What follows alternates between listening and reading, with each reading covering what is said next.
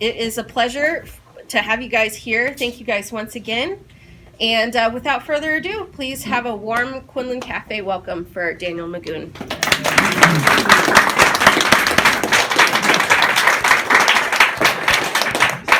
Well, thanks for braving the weather to come here. I really appreciate it. It's nice to see so many friendly faces.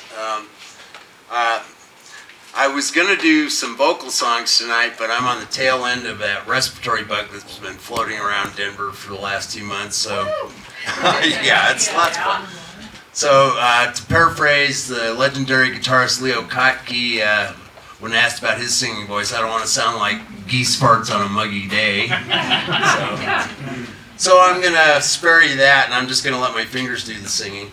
The next time that I perform in Denver, it's going to be as a duo with my brother Dave Magoun. Give a wave, Dave!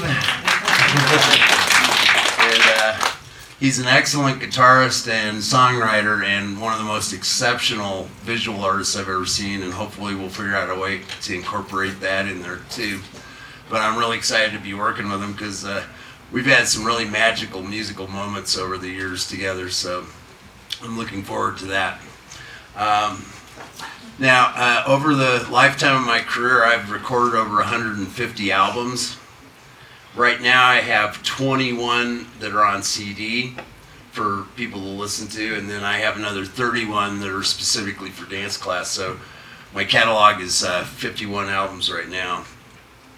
And I have learned from experience that if I bring all my CDs, people have trouble picking one, so I only brought 3 of my CDs with me tonight for anybody who's interested in getting one. You can see me at the intermission or after the concert. Okay, one more thing. Okay, as a composer, I've never liked having labels slapped on me or getting stuffed into a cubby hole like the record companies like to do with their recording artists, because to me that's kind of anti-creative, or at least limited creativity. I like to write in a whole bunch of different styles. So I'm familiar with a lot of the terms, grunge and heavy metal and all that they've slapped on people, but I have to admit, before coming and booking into Swallow Hill, I wasn't overly familiar with the term Americana music.